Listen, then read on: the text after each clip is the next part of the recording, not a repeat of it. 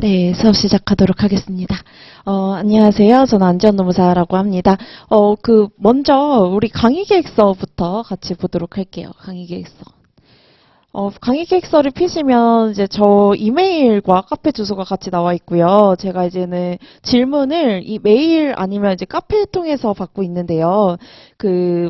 이제 주된 질문 창구는 카페입니다. 그래서 여러분들이 카페를 이제 통해서 질문을 주시는 게 이제 가장 베스트고, 이제 만약에 조금 개인적인 질문을 하고 싶으시다라고 하면 메일로 이제 주시면 될 것 같고요. 우리 내일부터는 25점 모의고사 보거든요. 그래서 온라인 첨삭으로 들으시는 분들은 이메일 여기 있는 이메일로 제출을 해주시면 될 것 같습니다.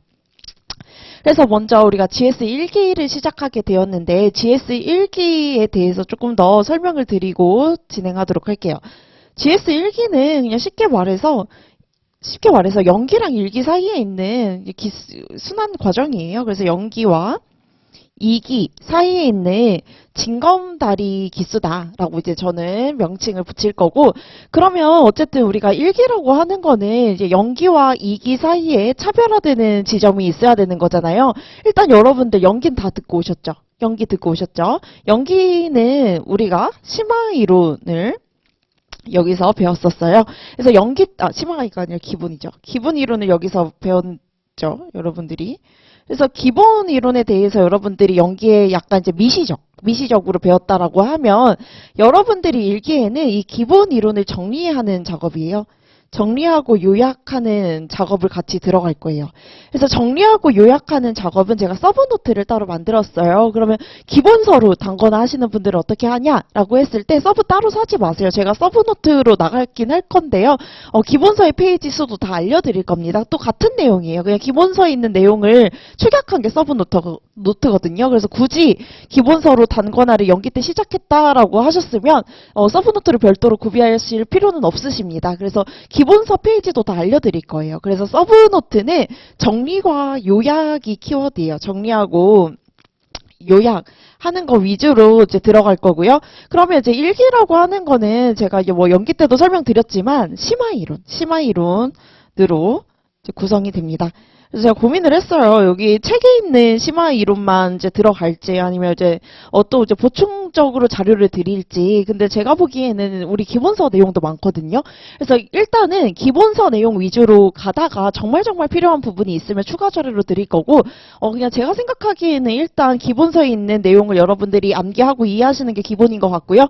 그 이해에 추가적으로 필요한 게 있으면 추가 자료는 말 그대로 추가되는 내용이라서 필요한 거 있으면 1기 때 할 거고요. 뭐 더 필요한 게 있으면 2기 가서 할 거예요. 추가되는 내용은 2기 가서 할 거고, 여러분들이 1기 목표는 기본서에 있는 기본 이론과 심화 이론을 모두 정복하는 거예요. 이제 정리를 하는 거다. 그래서 기본 이론은 우리가 연기 때 다 끝났고, 심화 이론은 이제 저희가 1기 때 진행할 예정이고요. 추가 자료는 이제 최대한 안 드리려고 이제 할 거예요. 왜냐면 너무 양이 많잖아요. 이제 우리 기본서만 해도 지금 거의 762페이지예요. 그래서 많죠. 이제 많은 내용이기 때문에 여러분들이 750 정도 되는 이 방대한 양을 일단 기본적으로, 이건 기본이거든요. 기본서에 있는 내용, 이제 수험서는 기본이라서 여러분들이 수험서에 있는 내용을 기본적으로 암기하고 들어가시고, 추가 자료는 정말 필요할 때만 드릴게요. 여러분들 많잖아요. 지금 노동이랑 행정도 열심히 듣고 오셨는데 인사까지 또 막 자료 폭탄으로 드리면 여러분들이 많이 힘들어 하실 것 같아요. 그래서 좀 이제 힘들어하게 하지 말자 해서 일단 추가 자료는 이제 최대한 안 드리려고 할 거고, 일단 양이 많아요. 여러분들 보시면 지금 강의안도 있고요. 저희 기출사례 연습 한번 프린트 볼까요? 그래서 제가 뭐 또 설명드리겠지만 여러분들이 2기는 다들 아시죠? 50점 모의고사 보시는 거. 50점 모의고사 보기 전에 우리 실제 공인노무사 기출을 토대로 기출을 분석하고 문제풀이 연습도 들어갈 거예요. 그래서 2기 들어가기 이전에 기출 문제를 토대로 어떻게 문제를 풀고 해석하는지 그거에 대해서 기출 사례로 들어갈 예정입니다. 그래서 여러분들이 많아요. 할 게 많습니다. 그래서 기본적으로 뭐 별다른 추가되는 내용보다는 여러분들이 기본서에 있는 내용만 완벽하게 정리하고 들어간다. 이거를 목적으로 들어가셨으면 좋겠습니다. 오늘 수업하면 알겠지만 내용 많아요. 내용이 많고 좀 어려운 내용도 있고요. 여러분들이 기본서만 제가 보기에 이해하고 암기를 해도 충분합니다.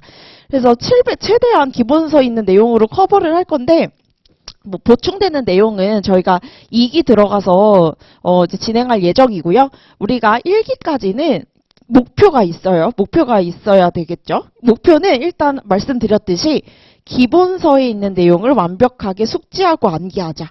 이게 첫 번째 목표입니다. 여러분들이 뭐 추가 자료 이런 거는 제가 보기에는 이제 저도 생각을 했어요. 추가 자료를 해서 좀 더 내용을 풍부하게 고민을 할지 아니면 그냥 기본서에 있는 내용을 조금 요약하는 형태로 갈지 이제 고민을 했는데 많더라고요. 762페이지가 이제 많은 것 같고 뭐 사실 저 때만 해도 거의 600페이지 정도의 기본서를 들고 들어갔었어요. 그러니까 저 때보다 약 100페이지가 더 추가가 된 거죠. 그래서 많을 것 같아요. 저도 이제 600페이지 보고 들어갔지만 저도 많았거든요. 그래서 여러분들도 일단은 한 이제 62페이지 정도 되잖아요. 이제 그것만 여러분들이 완벽하게 하고 들어가셔도 충분히 커버 가능하다. 특히 인사관리는 저희가 글쓰기 특강 때도 말씀드렸지만 뭐라도 쓰면 사실 붙어요. 그러니까 여러분들이 뭐 약간 소설 쓰는 것 같다 이런 느낌을 많이 받으시잖아요. 근데 그걸 역으로 또 생각하면 뭐라도 쓰면 붙는 시험이에요. 여러분들이 뭐라도 쓰면 점수를 준다 교수님께서. 근데 여러분들이 뭐라도 쓰는 그 주제를 제대로 차용을 해가지고 끌어다가 쓰셔야 되는 거잖아요. 그래서 그러한 유기적인 연결성을 우리가 이제 1기 이후에 들어가게 될 예정입니다. 그래서 두 번째는 어쨌든 우리가 2기 때 여러분들이 50점 모의고사를 보게 되세요. 50점 모의고사를 보게 되시는데 제가 징검다리라고 말씀드렸잖아요. 1기가. 여러분들이 연기 1기까지는 재밌어요. 재밌게 기본이론 배웠다. 심화이론 배웠다. 기업에서는 이렇게 쓰이는구나. 사례가 이렇구나. 되게 재밌거든요. 근데 막상 2기 가서 막 사례형 내고 분수령 내잖아요. 막막해요. 내가 어떻게 현출을 해야 되지? 이러한 이제 막막한 과정에 놓이게 됩니다. 그래서 여러분들이 일단은 2기 가서 50점을 제대로 쓰시기 위해서 제가 이제 징검다리 기수라고 말씀을 드렸는데요. 여기서 기출 사례랑 내일부터는 시험 볼 거예요. 여기 마지막 강의기획서 마지막 페이지 보시면 시험이 내일부터 보게 되죠. 25점을 매일 볼 거예요. 매일 25점 모의고사를 여러분들이 연습하실 거고 마지막 회차에 50점 모의고사를 볼 예정입니다. 그래서 여러분들이 복습형이에요. 복습형. 오늘 배운 내용을 집 가서 복습을 하시고 25점 모의고사를 이제 현출 목적으로 푸시면 되겠습니다. 그래서 기출 사례를 풀면서 25점 모의고사 25점 모의고사를 실전으로 저희가 같이 풀 예정이고요. 25점 모의고사 제가 직접 첨삭해 드려요. 첨삭해 드리는데 매일 강의를 하다 보니까 제가 뭐 다음날 바로 첨삭은 해드리기는 힘들 것 같고 주말 제외하고 월요일부터 금요일 기준으로 뭐 2, 3일 정도 이제 소요해가지고 여러분께 드릴 예정이에요. 그래서 내일 목요일이랑 금요일 모의고사는 아마 이제 다음 주 월요일이나 화요일 때 이제 여러분께 첨삭이 들어갈 예정입니다. 그래서 구체적으로 이제 언제 첨삭이 된다, 완료된다, 이거는 매회 모의고사마다 알려드릴게요. 그래서 첨삭도 중요하지만 제가 글쓰기 특강 때도 누누이 강조드렸지만 제가 해드리는 첨삭도 중요하고요. 여러분들이 스스로 자가 첨삭하는 것도 중요해요. 그래서 여러 가지 채점 기준, 모의고사를 그냥 풀고 끝이 아니라 제가 같이 이제 해설 강의도 들어갈 거고 채점 기준을 토대로 같이 피드백을 할 거예요. 그래서 여러분들이 제가 굳이 첨삭을 이렇게 드리지 않아도 스스로 할 수 있게끔 도와드릴 예정입니다. 그래서 여러분들이 25점 모의고사를 보고 나서 같이 해설 강의 듣고 그 다음 날에 또 여러분들 답안지 토대로 제가 무엇이 부족하다, 보완하고 개선해야 될 부분 알려드릴 거거든요. 그래서 그것 통해서도 여러분들이 충분히 자가 첨삭하실 수 있습니다. 물론 저도 꼼꼼히 드릴 테지만. 그래서 제가 첨삭하기까지 2일 정도 비잖아요. 그래서 여러분들이 그 2일 동안 제 첨삭만 기다리지 마시고 여기 여러 가지 자료를 토대로 자가 첨삭을 먼저 좀 하셨으면 좋겠어요.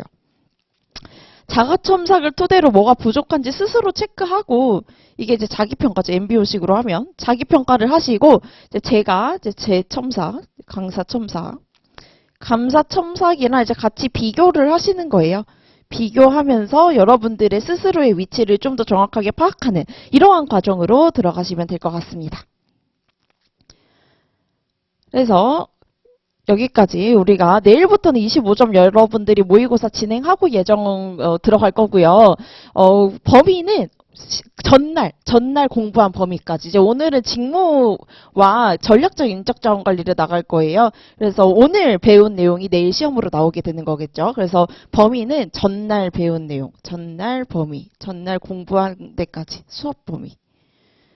전날 수업 범위까지 여러분들이 복습을 하셔서 다음날 오셔가지고 25점으로 이제 현출하시면 될 것 같습니다. 그래서 이제 전 당연히 이제 오픈북 안 하고 책 덮고 보는 걸 권장은 드리는데요. 이제 만약에 여러분들이 너무 기억이 안 난다, 너무 책 없으면 못 쓰겠다라고 하시는 분들은 오픈북 하셔도 되는데 오픈북이라고 반드시 답안지 앞에 써주셨으면 좋겠어요. 오픈북이라고 답안지 앞에 체크를 반드시 해주세요. 왜냐하면 어쨌든 답안지 이제 덮고 쓴 거랑 이게 열고 쓴 거랑 저도 감안을 하고 채점을 해야 정확한 피드백이 가능하잖아요. 이제 여러분들이 오픈북을 해서 잘 써서 저한테 이렇게 잘 썼다 이걸 보여주는 것도 목적이 아니잖아요. 여러분들 스스로 실력을 객관적으로 파악하는 것도 모의고사의 목적이시잖아요. 그래서 객관적으로 파악하려면 이제 여러분들이 나 오픈북 했다 이런 것 정도는 저에게 정보를 알려주셔야 저도 감안하고 채점해 드릴 거 아니에요. 그래서 여러분들 이제 반드시 만약에 오픈북 하시고 본다라고 하면 답안지 앞에 이제 오픈북 쓰시고요. 일단 이제 실강생분들은 답안지 앞에 이름 반드시 쓰셔야 되고, 수업 회차 기준으로 쓰세요. 내일 수업은 2회차잖아요. 위회차라고 쓰시면 됩니다. 수업 기준으로 쓰시면 돼요. 모의고사 기준이 아니라 모의고사 기준은 1회차인데 우리가 수업 기준으로 나갈게요. 수업이랑 동일하게 2회차라고 이제 쓰시면 되시겠습니다. 그래서 이름이랑 회차 정도 이제 이렇게 쓰시면 될 것 같고요. 오픈북 하시면 오픈북 쓰시고, 만약에 온라인 첨삭반으로 들으신다라고 하면 이제 메일, 답변 받으실 메일까지 쓰셔가지고 저에게 주시면 될 것 같아요. 그래서 이제 GS 일기라고 하는 거는 징검다리 기수라고 말씀드리지만 연기 때 배운 기본 이론을 정리를 하는 작업도 당연히 필요하고요. 정리하고 요약. 이거는 이제 서브로 들어갈 거고, 심화 이론까지 여러분들이 정리를 하셔야 되고, 그리고 현출이에요, 결국. 여러분들이 이걸 많이 안 하시더라고요. 현출. 결국 여러분들이 인사 노무관리 이론을 배우고 학습하는 것도 이제 물론 중요하겠지만 취지가 결국 여러분들 답안지 작성이잖아요. 답안지 작성. 답안지를 작성할 줄 아셔야 돼요. 이게 1기까지 듣고 여러분들이 목차도 현출 못하신다. 이거 좀 문제 있거든요. 그래서 여러분들이 지금부터 답안지를 작성하는 방법을 제가 알려드릴 거고, 만약에 내가 논술형 시험을 잘 모른다라고 하면 제가 글쓰기 특강도 진행했었고 1기 수강생분들을 무료로 개설되게끔 부탁드렸거든요. 그래서 여러분들이 만약에 내가 논술형 답안지를 정말 못 쓰겠다, 목차도 모르겠고 글도 어떻게 표현하는지 모르겠다라고 하시면 글쓰기 특강을 듣고 오세요. 글쓰기 특강을 듣고 오시면 제가 논술형 시험에 대해서 조금 이제 알려드리는 그러한 기초 특강을 열었었어요. 그래서 기초 특강을 여러분들이 듣고 오시고 25점을 푸시면 좀 더 수월하실 거예요. 어쨌든 우리가 기본적인 목차는 여러분들이 나누실 줄 아셔야 되고, 이게 구조화하는 작업이거든요. 구조화하는 작업은 기본적으로 있어야 되고요. 표현도 할 줄 아셔야 돼요. 글로써. 글로 이제 문장이죠. 이거는 문장으로 표현도 할 줄 아셔야 된다. 그래서 여러분들이 지금부터는 25점 그러니까 이게 항상 난이도별로 여러분들이 접근을 하셔야 되거든요. 우리 시험 문제가 25점짜리도 있고요. 50점짜리도 있어요. 50점짜리든 25점짜리든 공통적으로 분설형 출제될 수도 있고요. 사례도 출제될 수 있고요. 개방형이라고 이제 여러분들의 생각을 근거와 주장으로 이제 펼치는 그러한 이제 문제로 나눌 수가 있는데, 포인트는 여러분들이 순서를 이렇게 접근을 하셔야 된다라는 거예요. 기본적으로 문제에서 물어보는 기본 내용을 보고 여러분들이 뭐 쓸지는 기본적으로 1기 때는 하셔야 돼요. 1기 때 기본 사례형과 이제 개방형 문제는 사실 어렵거든요. 여러분들이 여러 가지 유기적인 연결성도 필요하고 논리성도 필요하시려면 어느 정도 회독은 되셔야 돼요. 그래서 여기까지는 제가 보기에는 2기 때 가셔서 해도 충분하고 기출문제로도 다룰 거예요. 기출문제로 우리가 다룰 예정이기 때문에 여러분들이 일기 때는 사례형과 개방형을 기출을 통해서 연습을 하고 가겠다라고 생각하시면 될 것 같아요. 근데 25점 모의고사를 바로 이렇게 되면 여러분 이제 멘붕 오시거든요. 멘붕 오셔서 25점 모의고사는 단문형으로 낼 거예요. 단문형으로 내되 분설로도 낼 수 있어요. 분설로도 낼 수 있고 어쨌든 포인트는 문제에서 요구하는 거를 명확하게 출제할 거다. 그 1기에는. 근데 2기부터는 어려워요. 2기부터는 여러분들이 뭔가 생각할 거리도 제가 던질 거고 2기부터는 또 사례 같은 것도 제가 낼 거고 문제를 어렵게 출제할 예정입니다. 그래서 2기 때는 어렵게 출제를 해서 여러분들이 당황하실 수도 있을 것 같아가지고 1기 때 여러분들 무려 지금 한 10회 정도 모의고사 연습을 하시는 거잖아요. 충분해요. 여러분들이 모의고사 10회 정도 쓰시면 어느 정도 글 쓰는 거에 대해서 감은 오실 겁니다. 그래서 여러분들이 빠지지 않고 오픈북을 좀 하셨더라도 이 모의고사는 꼭 참석해가지고 보셨으면 좋을 것 같아요. 그래서 이제 모의고사 보고 이제 들어갈 거고요. 여기까지가 전체적인 수업 진행 방향에 대해서 말씀을 드렸고, 그 다음에 아까 이제 질문 주신 분이 있어서 수험서랑 서브노트 중에 어느 거를 이제 선택을 해야 될지 이제 고민하시는 분들이 있을 것 같아요. 근데 이건 전략적으로 선택하세요. 뭐 수험서를 선택을 하든 서브노트를 선택을 하든 각자의 상황에 맞춰서 전략적으로 선택하는 거지 뭐 이게 원베스트 웨이로 뭐 무조건 이걸로 해야 된다 이런 건 없거든요. 그래서 여러분들이 기본서의 장단점이 있어요. 그래서 수험서의 장점은 빠짐없이 들어가 있다. 그래서 내가 만약에 좀 이해가 수월하다라는 거예요. 이해가 수월. 조금 모르는 부분이 있어도 여러 가지 문장을 보고 이해를 할 수 있다. 그 정도고요. 또 양이 방대하죠. 방대한 양이기 때문에 빠짐이 없다. 빠짐이 없어요. 그러나 단점은 요약이 안 되어 있어서 정리를 따로 좀 하셔야 돼요. 정리를 따로 하셔야 되는 부분이 있고 또 양이 많기 때문에 시간이 오래 걸린다. 시간이 오래 걸릴 수 있다. 근데 내가 지금 시간이 없다. 그러면 서브노트로 해가지고 단거나 진행하시는 거예요. 시간이 없거나 아니면 나는 조금 빠르게 요약 정리를 하고 싶다.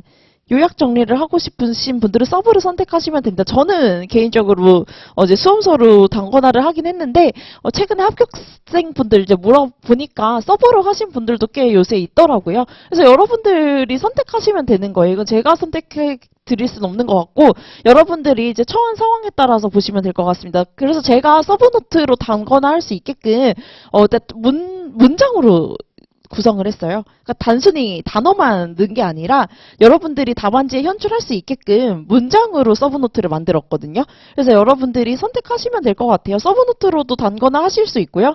나는 아니다. 수험서로 좀 하고 싶다라고 하면 이제 수험서로 들어가시면 됩니다.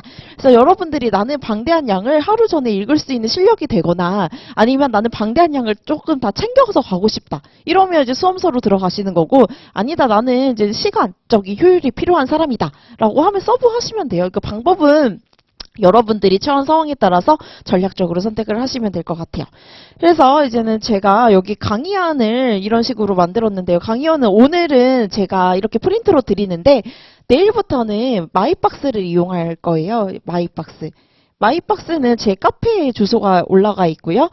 이 비밀번호는 이따 이제 2회차 때 여러분께 말씀드릴 예정입니다. 쉬는 시간 이후에. 이건 샘플로도 올라가는 부분이라서 어쨌든 마이박스 링크를 올려드리면 여러분들이 비밀번호 입력해서 하셔서 마이박스에 들어가시면 제가 여기에 수업 자료들을 올려드려요.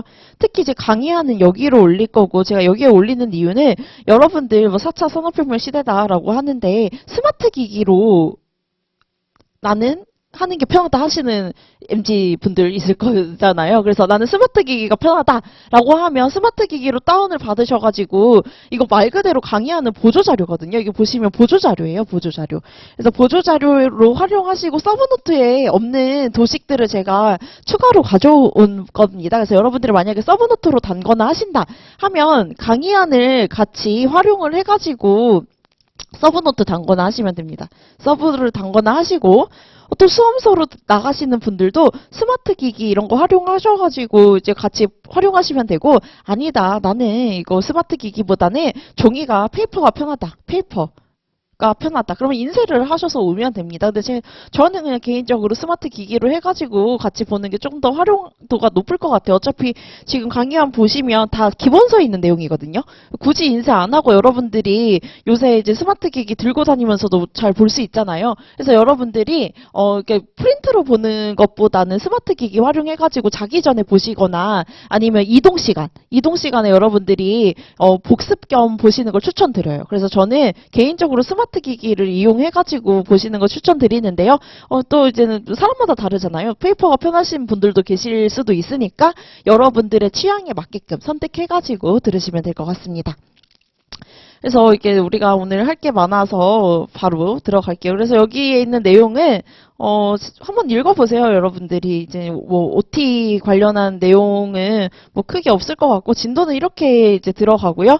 매해 기타 인적 자원 관리를 한 챕터씩 진행할 거예요. 그래서 오늘은 전략적 인적 자원 관리 같이 들어갈 거고 내일은 이제 윤리, 다양성 이런 식으로 매일 한 챕터씩 이슈 파트 같이 진행할 예정입니다.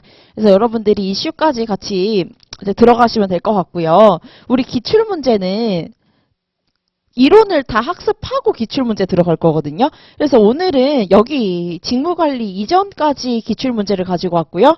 아마 내일은 기출문제 안 들어가고 우리 3회차 때 직무와 관련된 기출문제를 할 거예요. 그래서 기출문제는 복습형으로 나갈 예정입니다. 그래서 여러분들이 기출문제 같이 오늘 보겠지만 기출문제 보면서 이렇게 떠올리셔야 돼요. 떠올려야 된다. 복기를 하셔야 된다. 복기를 하면서 기출문제를 같이 이제 보시는 게 목적입니다. 그래서 복습형으로 하는 이유도 제가 물론 여기 답안지 다 가지고 오긴 했지만 여러분들이 조금 생각하면서 같이 좀 풀어봤으면 좋겠어요. 그러니까 제 답이 정답이 아니거든요. 인사노무관리는. 그러니까 저는 약간 이제 방향을 제시를 해주시는 거지 여러분들이 오늘 이제 기출문제 보시면 보고 한번 같이 집에서 따로 한번 풀어보세요. 본인만의 목차를 만들어 보시고 저한테 질문 주셔도 됩니다. 이제 메일로 이제 저는 이렇게 목차를 현출했는데 괜찮을까요? 물어보세요. 물어보시면 제가 이제 답변 드리니까 여러분들이 한번 이제 제게 정답이 아니에요. 기출 문제에 있는 제가 물론 이제 예시 답안을 가지고 왔지만 예시 답안대로 쓰라고 가져온 건 아닙니다. 제가 예시 답안은 일종의 방향성을 여러분들께 드리는 거고요. 여러분들이 따로 목차를 현출해 보세요. 나는 이런 게 서론으로 쓰고 싶은데 이런 거 괜찮을까요? 저한테 물어보세요. 메일로 물어보시면 이 부분 괜찮은 것 같아요. 이 부분은 조금 유기적인 연결성이 떨어지는 것 같습니다. 이런 식으로 피드백 해드리거든요. 그래서 여러분들이 이 기출 문제는 제가 예시 답안은 드리지만 여러분들이 따로 이제 복습 기준으로 연습을 해보셨으면 좋을 것 같습니다.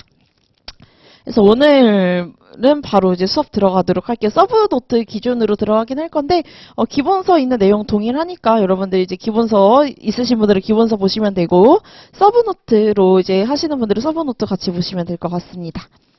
먼저 이제 인사관리의 의의부터 들어갈게요. 우리 기본서는 4페이지죠.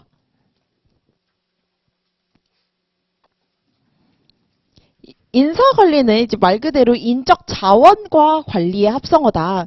여러분, 인적 자원이랑 관리 보자마자 떠올려야 되는 이제 학자 있어요. 이제 이렇게 공부할 거예요. 인적 자원이 뭐고 관리가 뭐고가 아니라 인적 자원 보자마자 떠올려야 되는 이론 이렇게 물어볼 거예요. 뭐죠? 누구죠? 인적 자원의 중요성 누가 대표적으로 주장했죠? 반의를 여러분들이 여기서 현출을 하셔야 됩니다. 인적 자원을 보자마자 사람을 어셋, 자산으로 간주해서 인적 자원의 중요성을 강조한 학자는 반의의 이론이 있었잖아요. 그래서 여기서는 이제 반의를 여러분들이 떠올리셔야 되는 거고요. 관리는 너무나도 많은데 대표적인 학자 누가 있었죠? 페요리 있었죠. 페요리 이론을 여러분들이 같이 떠올리셔야 됩니다.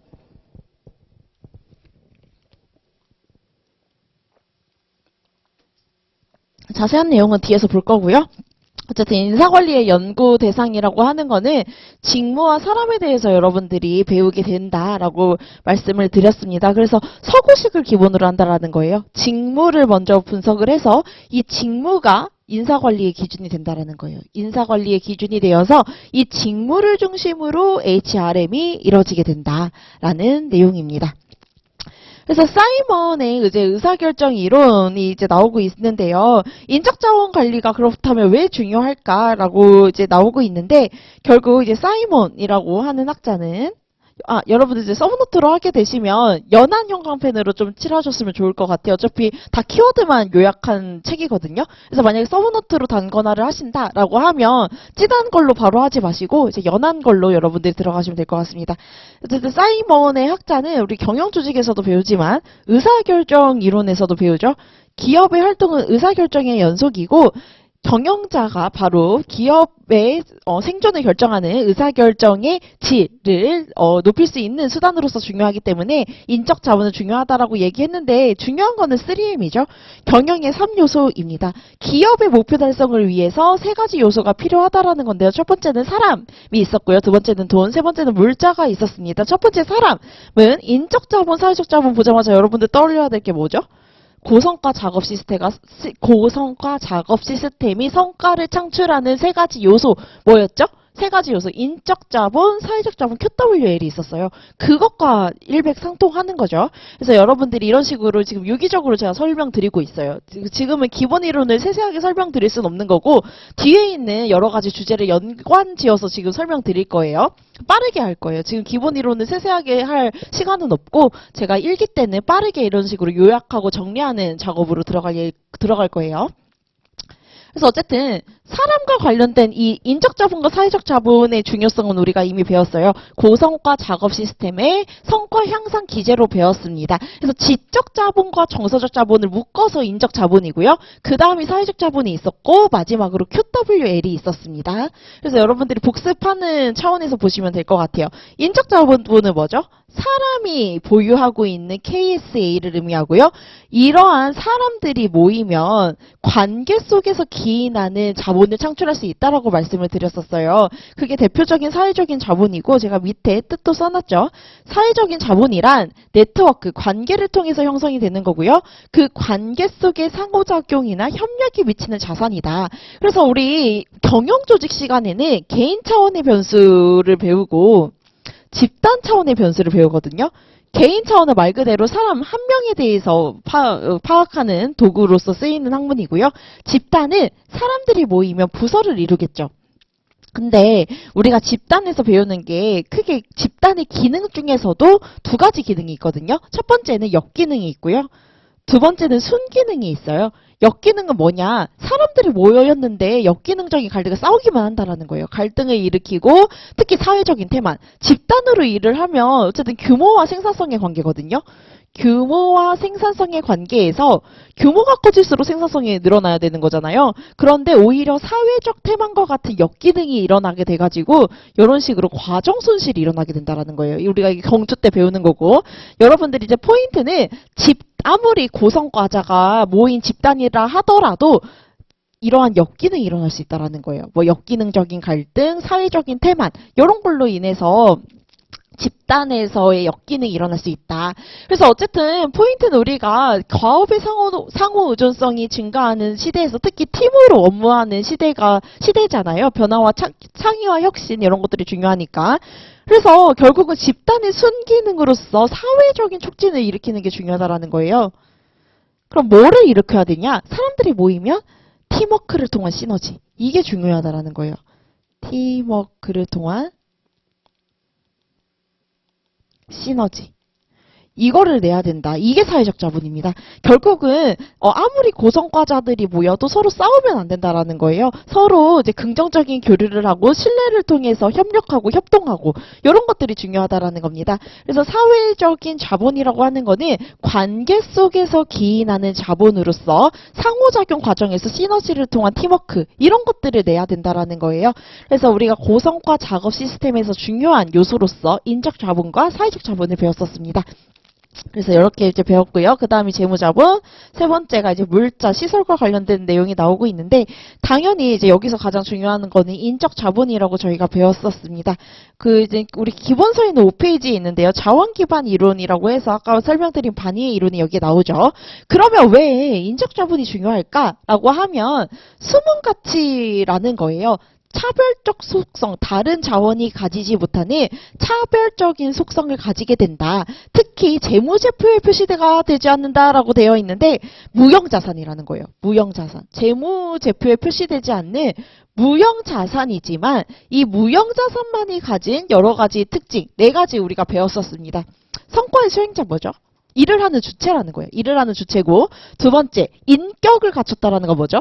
개인차가 존재한다라는 거예요. 개인차가 존재하기 때문에 여러분들 복리후생에서 뭐를 도입했죠? 선택적 복리후생제도, 이런 것들 이제 개인차를 고려한 그 인사관리 제도였었잖아요. 그래서 개인차를 고려해야 된다라는 거고요. 세 번째, 의사결정자, 아까 사이먼이 얘기했죠. 스스로 생각하고 결정하는 주체로서 중요하다라는 거고, 마지막은 다른 집단과 관계를 맺는 인터페이스라고 되어 있는데 외부 환경과 상호작용하는 특징을 가지고 있다라는 겁니다. 저희가 연기 때는 자세히 설명드리는데 지금 빠르게 설명하고 넘어갈게요.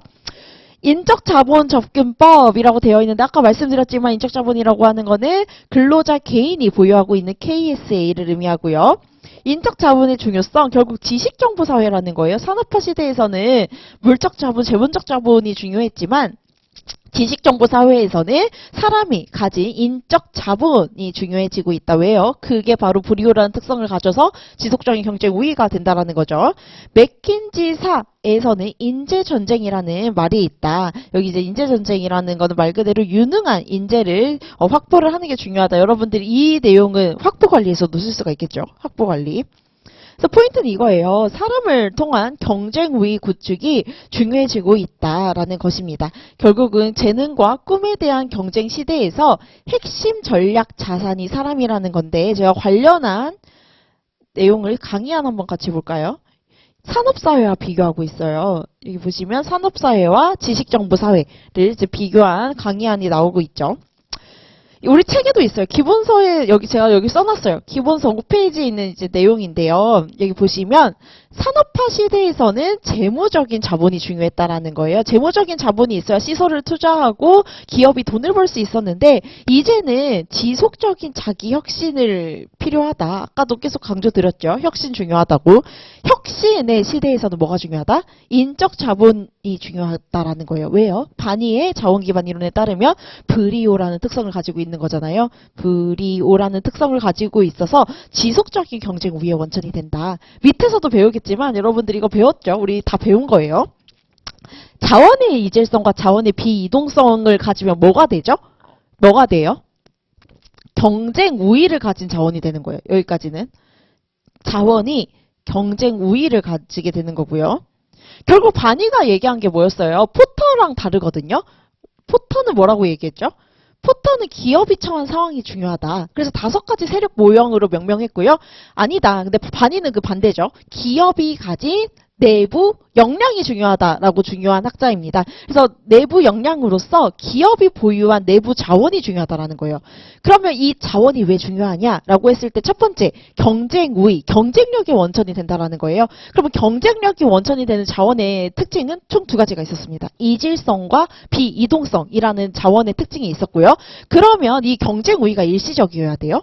아니에요. 지속적으로 이루어져야 된다는 거예요. 그럼 이 경쟁 우위가 지속 가능성을 확보하기 위해서는 브리오라는 특성을 가지고 있어야 된다. 혹은 이제 조직적 자본이라고 해서 올게니제이션에서 브리오 아니면 브린 이런 식으로 표현한다라고 했죠. 그래서 여기 써놨습니다. 이러한 브린의 특성을 가지고 있으면 기업이 확보한 자원이 지속 가능한 경쟁 우위를 확보할 수 있겠다라고 이제 설명을 드렸었어요. 그래서 다시 우리가 바니의 자원 기반 이론으로 들어가게 되면 결국은 기업이 가진 자원이 중요하다라는 거예요. 기업이 가진 자원이 중요하다라는 건데 여기 자원 기반 이론의 특징부터 가도록 하겠습니다. 그래서 결국 이론의 시초라고 이제 펜로즈라는 학자가 나오고 있는데요. 펜로즈라는 학자는 기업은 자원의 합이다. 기업이 가진 자원의 합이 기업이다 라고 주장을 했는데요. 여기서 더 나아가서 바니는 그 자원 중에서도 뭐가 중요하다? 무형자산, 무형자원이 중요하다라고 주장을 했습니다. 특히 아까도 말씀드렸지만 인적 자본은 히든 밸류라는 거죠. 비물질적인 자원이 중요하다라는 거예요. 비물질적인 자원. 왜 중요하다냐라고 했을 때 가치를 창출할 수 있다라는 거예요. 리카르도식 렌트라고 되어 있는데 리카르도식 렌트가 뭐였죠? 비옥한 토지를 확보하면 열등지에 비해서 더 이제 차익지대가 초과 이윤이 발생한다라는 거예요. 여기 보시면 비옥한 토지와 그렇지 않은 열등지가 있는데 비옥한 토지가 열등지에 비하여 더 돈을 많이 낼 수 있다라는 거예요. 이윤을 창출할 수 있다. 그래서 이 두 가지의 차이가 발생한다라는 거거든요. 그래서 차익지대론이라고 하는데 중요한 거는 이 비옥한 토지가 누구겠어요? 그러면 핵심 인재겠죠. 핵심 인재를 확보한 기업은 그렇지 않은 기업에 비해서 더 이윤을 창출할 수 있는 여지가 크다라는 내용을 하고 있습니다. 그래서 리카르도식 렌트가 중요한 게 아니라 결국 포인트는 뭐예요? 핵심 인재를 확보해야 뭐가 가능하다? 이게 가능하다라는 거예요. 경쟁 상대를 능가하는 렌트를 발생한다. 결국 초과 이윤을 발생시킬 수 있다는 거예요. 차익지대가 발생한다는 거는 남들만큼 번다가 아니에요. 남은 못 벌게 하고 나만 벌 수 있게 하는 그러한 능력을 얻을 수 있다는 거를 리카르도식 렌트라고 합니다. 결국은 비옥한 토지는 열등지에 비하여 초과 이윤이 발생하게 되어서 말 그대로 차익지대가 발생하게 된다라는 내용이었어요. 그래서 포인트는 이거죠. 인적 자원이 가진 가치는 경쟁력과 차별성을 가지게 됨으로써 경쟁 상대를 능가하는 렌트를 창출할 수 있겠다. 특히 이 두 가지 특성이 뭐였다? 이질성과 비이동성이었습니다. 그러면 이러한 인적 자원 가치를 지속 가능하게 유지를 해야 된다는 거예요. 그래서 여기 나오죠. 경쟁 우위를 일시적이 아니라 영구적으로 유지하는 게 필요하다. 그래서 우리가 불이오라는 내용을 배웠는데 가치는 돈을 버는 거예요. 돈. 그래서 여기 평균 이상의 수익이라고 나와 있고요. 희소성은 뭐죠? 말 그대로 다른 기업이 쉽게 획득하지 못하는 속성이었습니다. 그래서 이거예요. 경쟁자가 돈을 벌 수 없게 하는 거예요. 그러니까 렌트를 창출하는 것을 지속적으로 억제할 수 있는 능력이다. 다른 기업이 쉽게 획득하지 못하도록 해야 된다라는 것입니다. 그럼 그러한 인재가 누구냐? 이런 인재라는 거예요. 독특한 자질이나 재능을 가진 인재로 이런 능력이 필요하다는 겁니다. 여러분 이미 다 배웠어요. 당장 현재 되는 성과보다는 미래의 잠재력, 미래의 역량 이런 것들이 중요하다라는 거예요. 그래서 희소한 그러니까 가치를 내는 건 어떻게 보면 현재에 초점을 맞추는 거거든요.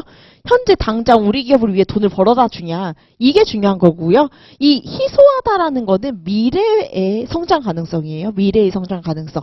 그래서 이제 미래와 관련돼서 미래 창조 과제 수행에 필요한 능력이 있냐 이거를 주로 이제 인지 능력으로 파악할 수 있다라고 전상길 교수님 책에서 설명을 하고 있는데 인지 능력이 있는 인재는 이러한 희소성을 보유할 수 있다라고 사수를 하고 계십니다.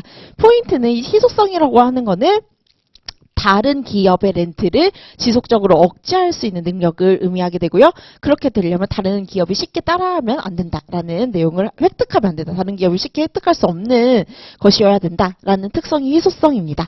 그 다음 이제 모방 불가능이라고 나오는데요. 이제 모방 불가능이라고 하고 하는 거는 경쟁자가 따라할 수 없는 자원의 3대 요인. 이거 다 기억나시죠? 경로 의존성, 인과관계의 모호성, 사회적인 복잡성이 나오고 있습니다. 경로 의존성이 뭐였죠? 기업이 가진 역사적인 경로였죠. 왜 쉽게 따라할 수 없냐라는 거예요. 첫 번째, 그 기업이 가진 역사를 그대로 모방해서 따라할 수 없잖아요. 그게 바로 경로 의존성이고요. 인과관계의 모호성은 뭐였죠?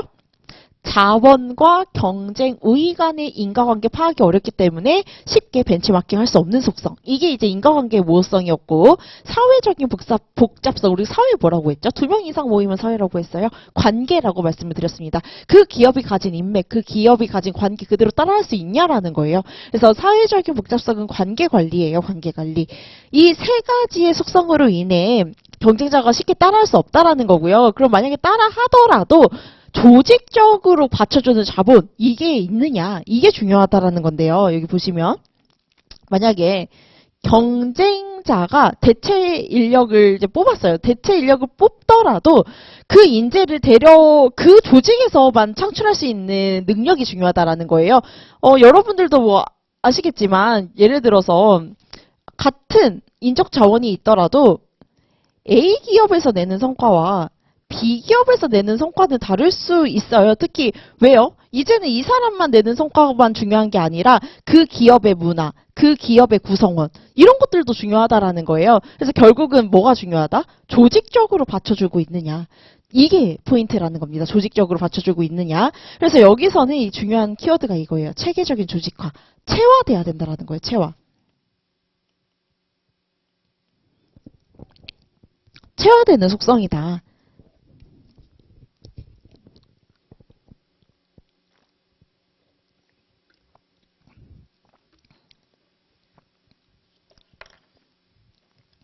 그래서 이 가희모대라고 제가 두 문자를 따드렸었는데 가희모대 이게 불인 혹은 불이오죠. 불인이나 불이오라는 특성을 가진 자원은 뭐가 된다? 지속적인 경쟁 우위를 내는 원천이 되는 자원이 된다. 이렇게 여러분들이 요약해서 정리를 하시면 될 것 같습니다. 다음 페이지로 가볼게요. 그래서 인사관리의 연구 대상과 목표 이제 나오고 있는데요. 여기 박경규 교수님 책에 있는 내용이고요. 국민경제는 국가 전체 수준을 다루고 있다라고 하면 개별경제로서 경제학은 대상이 뭐다? 기업이다라는 걸 배우고 크게 중요한 건 아니고요. 기업의 경영활동 우리 수험서로 10페이지에 있습니다. 10페이지. 보시면 포터에 있는 내용이 나왔었어요. 그래서 포터라는 학장은 기업의 활동을 기본 활동과 지원 활동으로 나누었죠. 그래서 제가 관련된 내용을 이제 강의안 같이 보시면 이렇게 이제 가지고 왔습니다. 기업이 이윤을 창출하게 되는 과정을 포터라는 학자는 본원적 활동과 지원 활동으로 나누었는데 여기서 중요한 부분이 뭐냐? 라인과 스텝에 한번 밑줄 쳐볼게요. 라인과 스텝이라는 용어를 여러분들이 많이 들어보셨죠, 연기 때. 라인과 스텝을 이제 여러분들이 구분해서 아셔야 되는 건데, 본원적 활동은 말 그대로 기업이 수행하게 되는 주기능을 의미하게 됩니다. 그래서 물류를 투입하는 인풋, 원재료를 구매하는 거죠. 생산 운영, 말 그대로 생산 활동이에요. 프로세스를 의미하고요. 물류를 산출하는 활동, 이제 아웃풋, 여기까지 외우기 쉽죠. 그래서 창고나 소매점에 배송하는 활동이 여기 아웃풋에 해당하는 활동이겠죠. 근데 포터는 특이한 게 마케팅, 홍보하는 활동이랑 AS, 사후관리까지 여기 주기능으로 포함을 시키고 있습니다. 그래서 인풋, 프로세스, 아웃풋으로 이렇게 암기하시고 홍보랑 AS 이렇게 암기하면 쉽죠. 근데 포인트는 이 기업의 주기능은 누가 수행하게 된다라고요? 실무진, 우리 실무하는 라인, 실무진을 라인이라고 해요. 실무하는 이제 라인이 수행하게 되는 거고요. 이 라인을 법적으로 도와주거나 이제 전문적 지식으로 도와주는 부서가 스텝 부서였죠. 위에 있는 부분이 스텝 부서예요. 그 지원 활동을 수행하게 된다라는 거죠. 그래서 어쨌든 기업에는 우리 이제 본원적 활동과 지원 활동으로 나눌 수가 있는데요. 이 지원 활동을 수행하는 부서가 인사부서예요. 인사부서. 여기 보시면 인적자원관리 있죠. 여기 이제 인사부서의 HRM 하는 거고요. 위에 기업을 전반을 관리하는 거 뭐죠? 우리 이제 알아야 돼요. 기업 전반 어떻게 관리하죠? 전략 경영. 전략 부서가 여기 해당되겠죠. 그래서 우리가 전략과 HRM의 중요성을 오늘 배울 거예요. 전략적 인적 자원 관리에서 더 자세히 배울 예정입니다. 그래서 포터라는 학자는 가치 사슬을 통해서 고객에게 가치를 제공하는 기업의 프로세스에 대해서 주장한 학자고요. 이 프로세스는 뭐로 나뉜다? 본원적 활동과 이 본원적 활동을 도와주는 지원 활동으로 나눌 수 있다. 근데 본원적 활동은 실부를 담당하는 라인 부서고요. 이 라인을 법적으로 도와주거나 전문적 지식으로 도와주는 부서가 스텝 부서가 된다. 이거 여러분들 다 아시죠? 그래서 다시 이제 책으로 돌아오시면 포터의 내용을 배웠고요. 페이올 학자도 여러분들 유명하죠. 페이올이라는 학자는 관리 하자마자 여러분들 쓰셔야 돼요. 이거는 여러분들이 뭐 따로 출제될 건 아니고 관리자가 나온다 아니면 리더가 출제가 되었다 하면 리더를 쓸 게 없다 하지 마시고 내가 경영조직 선택 안 했더라도 페이올 이론을 여러분들이 차용한 답안과 그렇지 않은 답안은 차이가 있습니다. 여러분들 뭐 관리자의 교육훈련 이런 거 쓰라고 하면 바로 관리자의 교육훈련 뭔지 기법 쓰는 것보다 관리자의 개념과 관리자의 역할 쓰잖아요. 거기에서 답안지 디테일이 갈려요. 그래서 여러분들이 이제 관리자가 무엇인지 개념 정의할 때 누구를 쓰지 하지 마시고 우리 이미 배웠잖아요. 페이올 쓰시면 돼요. 페이올. 그래서 페이올은 기업의 경영 활동을 기상, 제보, 회관이라고 6가지 활동으로 나누었는데 이 중 어떤 활동을 강조했다라는 거죠? 관리 활동을 강조를 했다라는 거예요. 그래서 관리란 이거는 여러분들 외우기 쉽죠? 경영 활동을 효율적으로 수행하기 위한 하나의 기법이다라고 이제 되어 있는데요. 여기 보시면 계획하고 조직하고 지휘하고 조정하고 통제하는 활동이다라고 이제 되어 있습니다. 그래서 POLCC라고 이제 여러분들이 배우셨고요. 그 다음 페이지 보면 경영학의 목표 크게 기업의 경제적 목표와 종합원의 사회적인 목표가 있다라고 나오는데요. 결국 이 경영학의 목표가 중요한 게 아니라 여러분들이 뭐 특정 인사 제도, 특정 이제 인사 기법에 이제 기대 효과 쓸 때 요렇게 나누었으면 좋아요. 기업의 경제적 목표와 종업원의 사회적 목표를 추구할 수 있다. 그래서 여러분들이 이 부분을 따로 암기를 하셔서 답안지에 어떻게 쓸 수 있냐? 특정 인사제도의 혹은 이제 기법, 기대 효과 쓸 때 기업의 경제적 측면과 종업원의 사회적 측면으로 써도 되고요. 아니면 서론에서 중요성을 쓸 때 이거를 차용해서 쓰시면 됩니다. 언제 어디서나 쓸 수 있는 부분이라는 거예요. 그래서 여러분들이 뭐 특정 인사 제도와 관련해서 중요성과 기대 효과를 쓰고 싶다라고 하면 생각이 안 난다라고 하면 이거 쓰시면 돼요. 기업의 경제적인 목표와 종업원의 사회적인 목표를 균형적으로 추구하는 게 중요한데 이 두 가지 목표를 동시에 추구할 수 있는 제도로서 중요하다. 이런 식으로 어디서나 쓸 수 있어요. 어디서나. 그래서 여러분들이 기본적으로 어디서나 쓰시려면 내용을 아셔야겠죠. 경제적 목표는 기업 입장에서 이윤을 창출하는 목표입니다. 그래서 여기 나오죠. 최소 비용으로 최대 효과를 내는 것을 경제적인 목표라고 하고요. 보시면 조직 차원과 인사관리 차원으로 이제 따로 나누어서 박경규 교수님 책에서 서술을 하고 계시는데요. 조직 자체가 추구하는 경제적인 효율성은 돈을 버는 거잖아요. 수익성, 또 유연성은 뭐죠? 특히 급변하는 환경에서 대응 능력 이런 것들도 있어야 되고 안정성이라고 하는 거는 시스템이잖아요. 기업은 시스템이기 때문에 필요한 자원을 받아들이고 또 외부에 필요한 것들을 내보내는 수단을 통해 균형을 맞추는 게 필요하다라는 거예요. 그래서 그것까지 우리가 배웠고 그럼 인사관리 측면에서 기업의 경제적 효율성은 뭐겠어요? 여기서 기업 입장에서 쓰는 비용은 뭐죠? 사람에게 쓰는 거죠. 인건비가 되는 거겠죠. 그래서 인건비라고 하는 거는 노동의 투입 대비 산출을 의미하게 됩니다. 그래서 우리 다 배웠어요. 생산성 뭐죠? 투입된 노동량 대비 산출량이에요. 노동량 대비 산출량. 그래서 한 명의 종업원이 얼마를 만드냐 이거에 초점을 두는 게 생산성입니다. 경제성은 뭐죠? 경제성은 뭐죠? 비용 측면에서 보게 되는 거예요. 인건비를 투자해서 얼만큼 이윤을 창출했냐 이거를 노동 경제성이라고 합니다. 그래서 비용 대비 가치를 보는 거예요. 인건비 대비 이 비용 대비 산출한 이윤, 가치 이거를 따지게 된다라는 거예요. 그래서 뭐 크게 여기 나누어서 박경규 교수님 책에서는 설설하고 계시지만 똑같이 보셔도 됩니다. 조직 자체가 추구하는 경제적인 효율성은 돈을 벌어야 된다라는 거예요. 그래서 뭐 수익, 매출 이런 것들이 중요하다라는 거고요. 사회적 목표 가도록 하겠습니다. 사회적 목표는 말 그대로 근로자의 복지와 행복이라고 여기 나오고 있는데요. 근로자가 대상이라는 거예요. 종업원 입장에서의 니즈, 충족 이런 것들이 중요하다라는 거고 조직 자체에서 신경 써야 될 대상이 누가 되는 거죠? 그러면 조직이 왜 사회적인 부분에 신경 써야 되는지 우리 윤리경영에서 배웠어요. 이해관계자에 뭐가 중요하다? CSR. CSR을 추구해야 된다라는 겁니다. CSR. 그러면 인사관리 측면에서 사회적 효율성은 누구에 대한 걸까요? 우리 윤리경영에서 배웠잖아요. 윤리경영에서 조직 외부는 이해관계자에 대한 CSR이 중요하고 조직 내부 입장에서는 뭐죠? 기업과 종업원의 관계잖아요. 기업과 종업원의 관계에서 종업원의 욕구, 공정성, 만족, 동기부여 이런 것들이 중요하죠. 그래서 이런 것들은 어디에 쓸 수 있다? 여러분들이 특정 인사 제도나 기법의 뭐 기대 효과, 중요성 이런 것들로 충분히 차용해서 쓰실 수 있는 부분이라서 여러분들이 같이 보시면 될 것 같아요. 그 다음 우리가 제도적 차원 7페이지 보도록 하겠습니다. 7페이지 보시면 제도적 차원은 저희 기본서 17페이지에 나오고 있어요. 이런 도시 기억나시죠?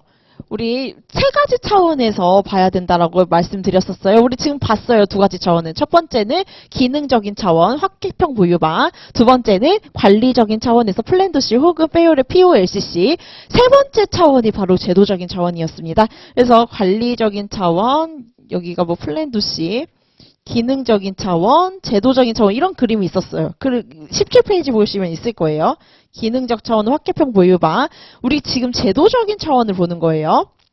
제도적인 차원이 뭐냐? 업종에 따라서 인사관리가 달라져야 된다라는 거예요. 여러분들 나중에 뭐 자문하고 하실 텐데 먼저 그 자문사 가기 전에 그냥 뭐 아무런 사전조사 없이 가나요? 뭐부터 파악하실 것 같아요? 업종부터 파악하게 돼요, 업종. 그래서 여러분들이 뭐 서비스업이다 라고 하면 이제 서비스업과 관련된 그 자문 내용을 미리 준비해서 가실 테고, 특히 제조업이다 라고 하면 산재와 관련된 부분을 뭐 미리 공부하고 가시겠죠. 뭐 병원이다 라고 하면 주로 이제 교대제를 많이 하시게 돼요. 아니면 뭐 급여라든지 이런 것들 미리 파악하고 가시게 될 거예요. 그래서 이런 것들이 다 어떤 거예요? 업종별로 인사관리를 다르게 해야 된다라는 걸 시사하고 있는 거잖아요. 그래서 여기서의 포인트는 이거예요. 기업의 형태, 조직의 특성, 즉 업종별로 인사관리가 다르게 이어져야 된다. 여러분들 이거는 박경규 교수님 책에 있었습니다. 그래서 여러분들이 첫 번째 부분 배운 게 제조기술과 서비스기술의 차이였고요. 여러분들 기술이 나오고 있는데 제가 말씀드렸듯이 기술이 나오면 기술의 개념을 먼저 적고 가시는 게 좋아요. 기술의 개념은 뭐였죠? 투입물을 산출물로 변환시키는 모든 것이었습니다. 저희 강의 안에 있어요. 투입물을 산출물로 변환시키는 모든 것이에요. 이렇게 쓰시면 돼요.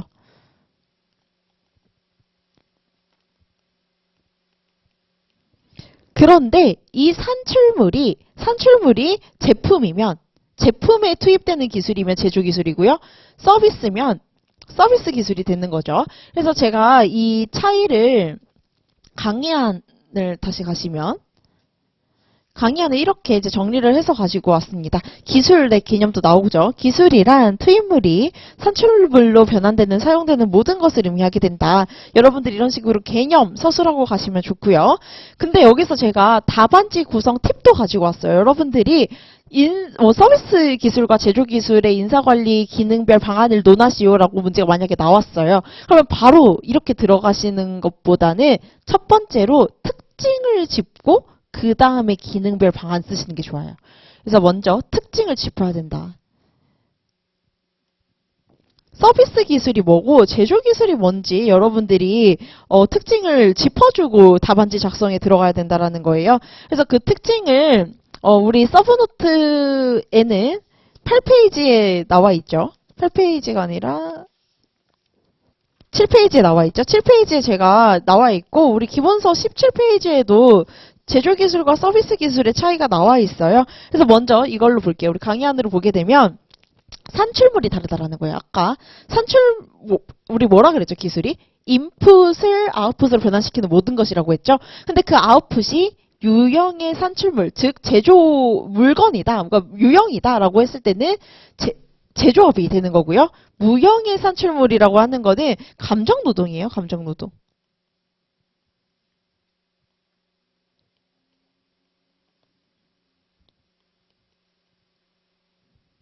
제조업은 말 그대로 제품 생산을 통해서 이윤을 창출하는 거고요. 서비스업은 뭐예요? 사람을 대하는 고객 응대 업무라는 거예요. 제가 경영조직 특강에서도 말씀을 드렸었는데 감정노동이라고 하는 거는 우리 법에는 고객 응대 업무라고 표현이 되고 있어요. 고객을 응대하는 과정에서 이제는 웃으면서 대해야 이윤 창출의 그 기재가 된다라는 내용을 감정 노동에서 배웠는데요. 어쨌든 우리가 서비스업을 만약에 여러분들 경주 선택하신다라고 하면 감정 노동을 차용해서 쓰셔도 돼요.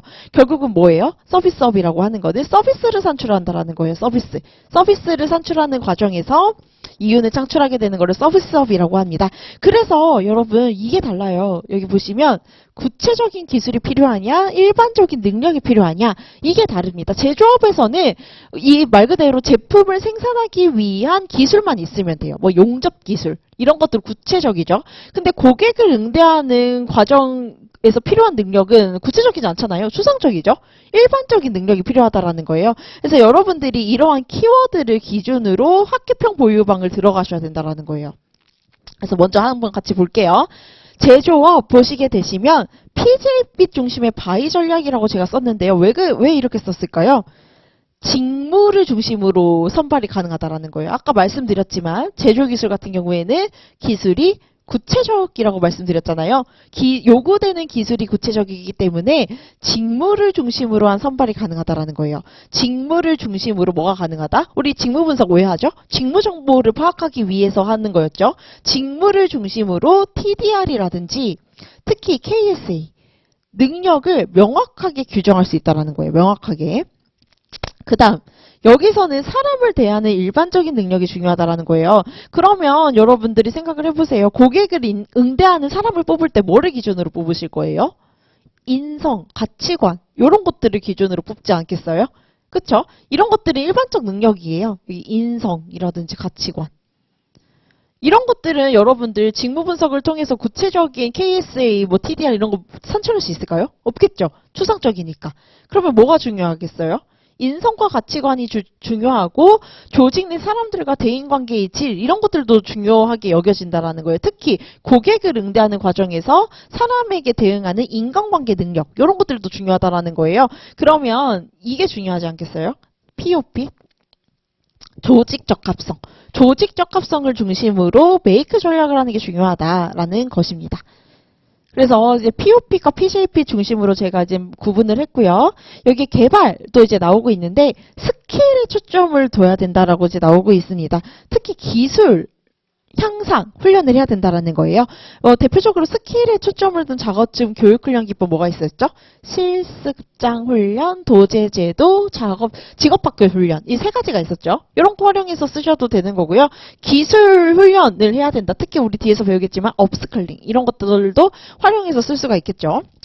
여기 보시면 우리 POP과 관련돼서 여러분들이 쓰시면 돼요. 신입사원의 조직사회화가 중요하다라고 나와 있는데 결국은 서비스업에서 중요한 건 뭐냐. POP 중심으로 장기적 관계를 형성하는 게 중요하다라는 거예요. 조직에 대한 몰입을 형성시켜서 감정 노동이 좀 더 수월하고 효과적으로 이뤄지게끔 하는 게 중요하다라는 것입니다. 특히 조직 몰입을 이끌어야 돼요. 조직 몰입. 조직에 대한 몰입.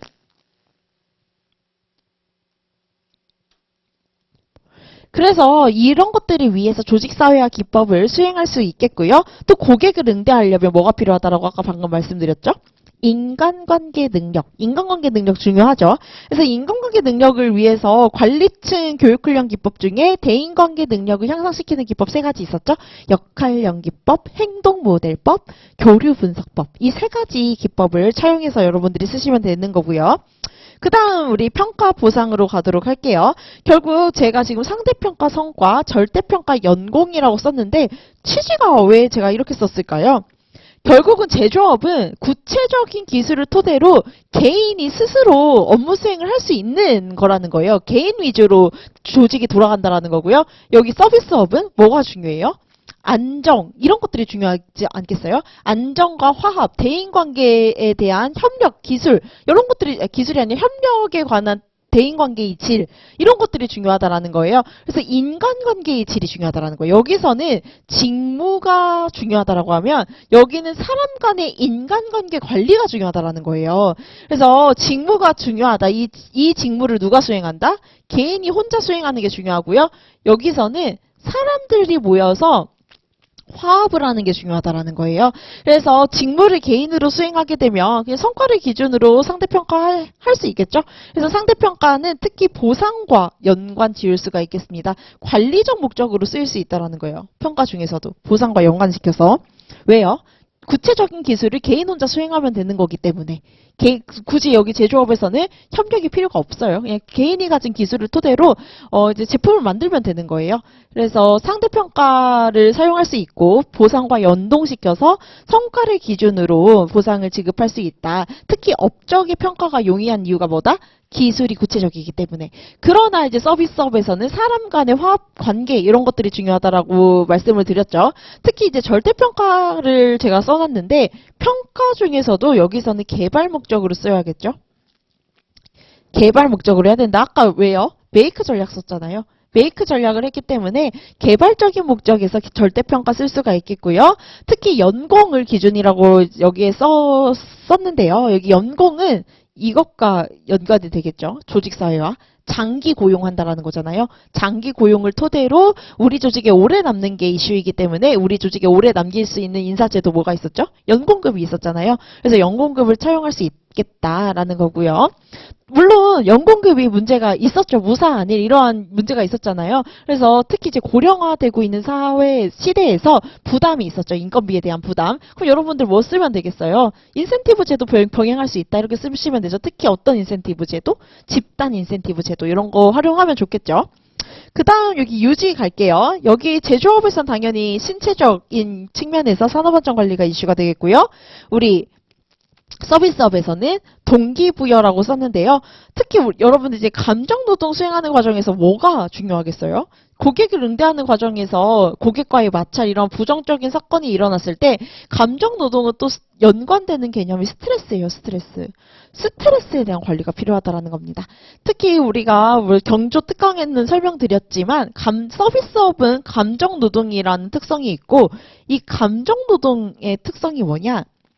조직이 요구하는 전시된 감정과 실제 감정이 일치하지 않는다라는 거예요. 이 괴리 사이에서 스트레스가 발생하게 되는 거거든요. 그래서 스트레스 관리가 필요하다. 이렇게 쓰셔도 되겠죠. 또 이제 마지막 제조업은 특히 기술 변화와 관련이 있겠습니다. 기술 변화와 관련돼서 감축이 이슈가 되겠죠. 기술 변화에 따라서 인력 수요가 감소할 수 있잖아요. 기술 변화로 인력 수요가 감소할 수 있기 때문이고요. 여기서 중요한 거는 핵심 인재입니다. 왜요? 서비스업에서는 누가 경쟁력이 원천이기 때문이죠. 핵심 인재가 경쟁력의 원천이기 때문에 자발적 이직과 방지를 해야 된다. 특히 이직에 있어서 어떤 이론 쓸 수 있을까요? 직무 배태성 쓸 수 있겠죠. 기억나시죠? 뭐가 있었죠? 연결고리를 늘리고 적합성 늘리고 희생 늘리는 그 내용이 있었잖아요. 그 내용을 여기에 차용해서 쓰시면 완벽하겠죠. 그래서 여러분들이 이런 식으로 표로 정리하셔서 암기를 하시면 될 것 같습니다. 여러분들도 이제 대충 감이 오시겠지만 어때요? 인사관리가? 소설 같죠? 약간 이제 소설 뭐라도 쓰면 된다라는 느낌이 오시죠? 그래서 여러분들이 지금 서비스 기술과 제조 기술로 설명을 드리고 있지만, 여러 부분에서 이런 식으로 쓰여요. 특정 제도, 뭐 여기서는 이게 기술이 나오고 있고, 뭐 기술, 환경, 여러 가지 이슈와 관련된 내용을 우리가 이슈 관리에서 배우는데 이슈별로 이런 식으로 기능별 방안에 대해서 논하시오. 이런 것들 여러분들 연기 때 배우셨잖아요. 그 이제 기타 인적 자원 관리 파트에서. 그래서 포인트가 먼저 이렇게 특징을 정리하시고 확계평 보유방으로 들어가시면 좋을 것 같고요. 제가 여기 밑에 가지고 왔어요. 감정노동 쓰면 좋다라고 이제 말씀을 드렸었는데 이 부분만 여러분들이 쓰시면 됩니다. 조직이 원하는 감정을 표현하기 위해서 조직이 원하는 감정은 웃는 거죠. 이제 웃는 감정을 표현하기 위해서 내 실제 감정이 좋지 않는데도 웃는 과정에서 뭐가 발생하게 된다? 이게 발생한다는 거예요. 전시된 감정과 실제 감정이 충돌하게 돼서 스트레스 관리가 중요하다. 이거를 여러분들이 반드시 쓰시면 좋을 것 같아요. 서비스업에서는.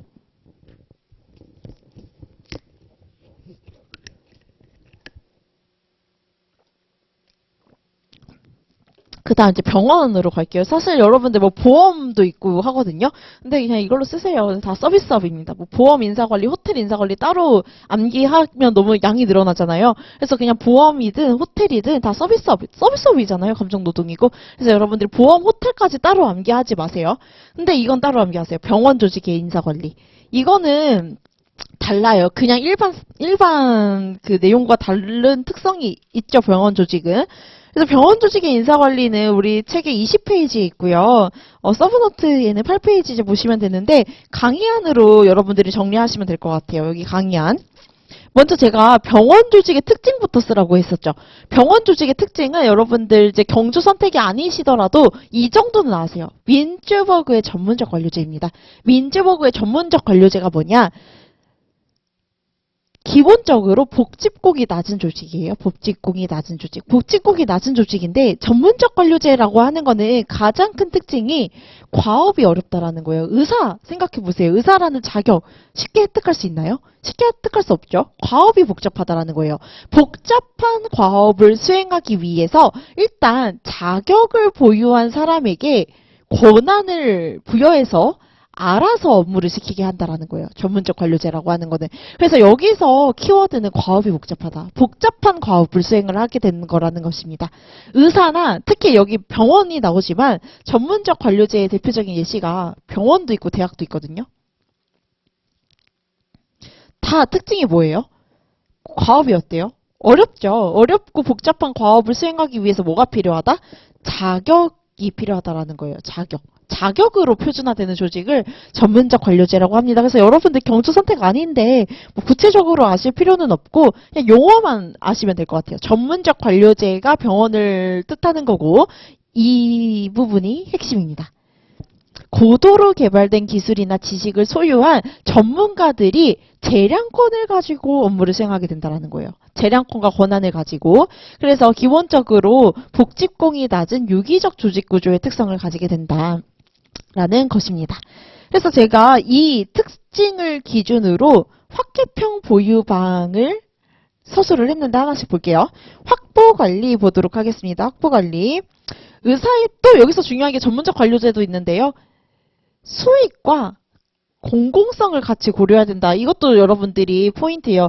병원에서 환자 수를 기준으로 평가를 하고 보상을 하면 될까요? 안 될까요? 그냥 직관적으로 생각했을 때.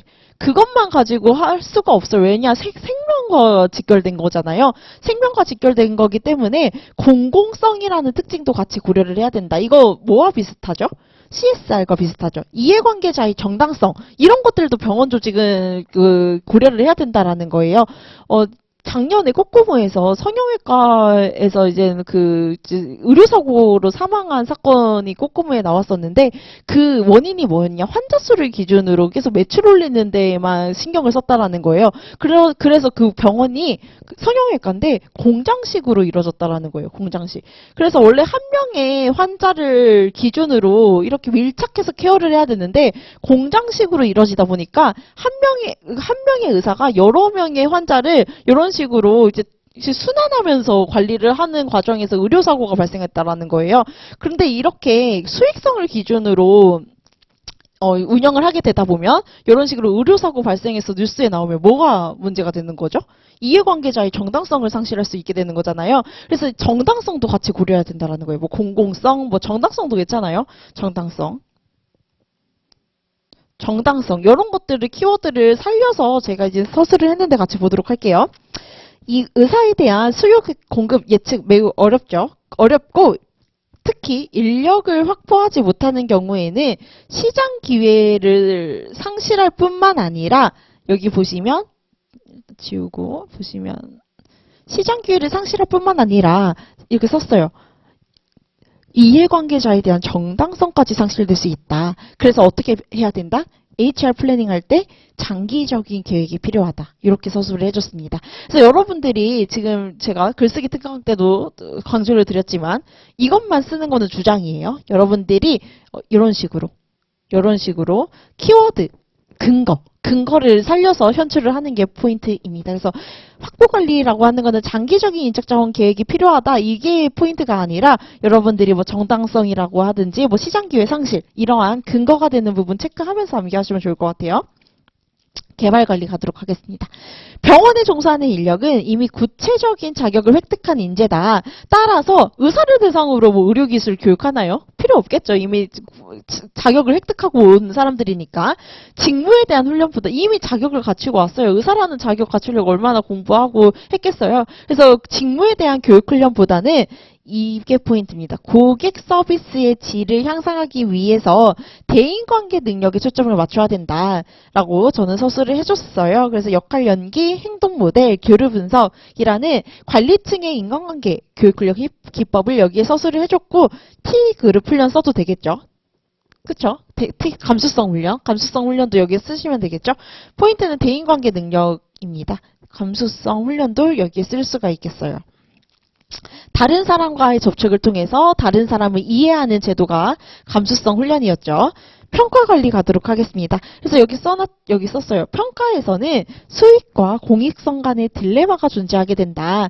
그래서 관리적인 목적보다는 전문 인력의 동기부여를 위한 개발적 목적이 적합하게 된다. 특히 다면 평가를 통하여 성과 피드백을 제공하고 또 집단이나 조직 차원에서는 비재무적인 관점까지 포함한 BSC 이런 것들을 활용할 수 있다. 다 논리 비슷하죠. 그리고 재무적이고 통제적인 목적으로 사용하는 게 아니라 비재무적인 측면까지 같이 고려해서 의사에 대한 평가를 진행해야 된다라고 여러분들이 쓰시면 될 것 같아요.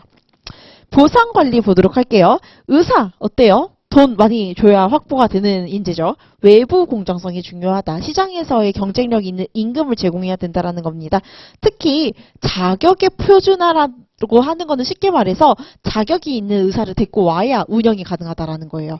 그래서 자격의 표준화를 위한 조정이 이뤄지는 조직이기 때문에 적격자를 채용하지 못하면 조직의 원활한 운영이 저해된다. 이해되시죠? 민주버그에 따르면 이거를 통해 조정을 하는 조직인데 의사가 없으면 운영 자체가 안 될 거 아니에요. 조직의 운영이. 그래서 제가 민주버그와 연관 지어서 서술을 한 거고요. 특히 보상관리에 있어서는 고임금 전략을 통해서 유능한 의사를 유인하고 유지하는 것이 중요하다라고 서술을 해줬습니다. 유지관리 갈게요.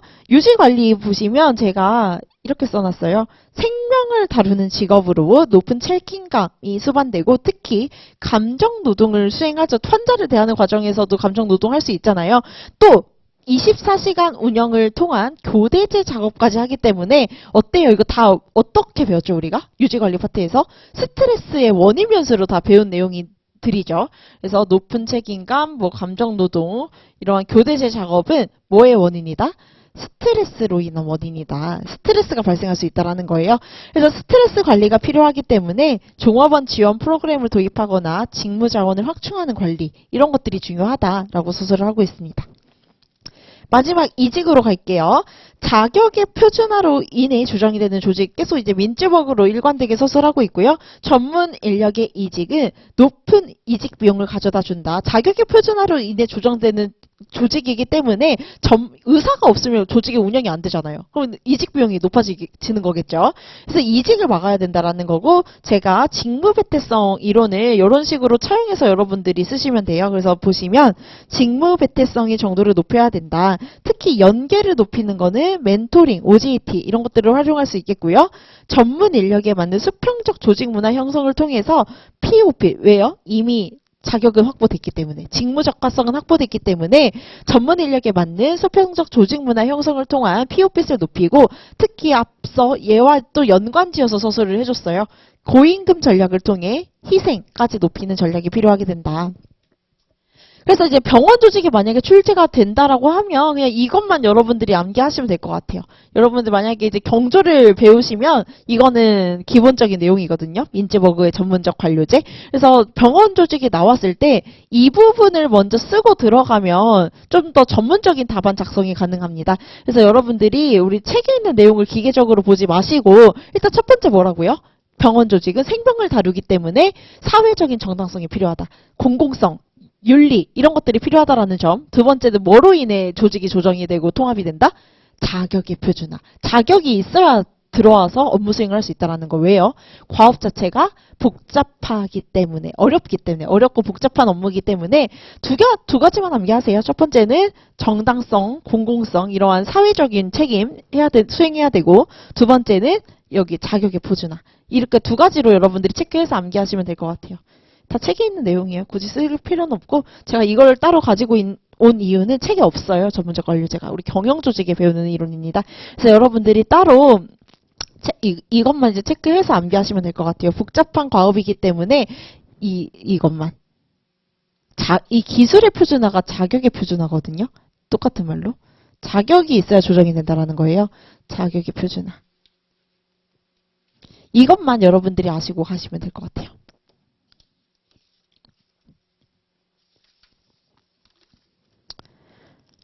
그래서 우리가 10분 쉬고 다시 8페이지부터 들어가도록 할게요.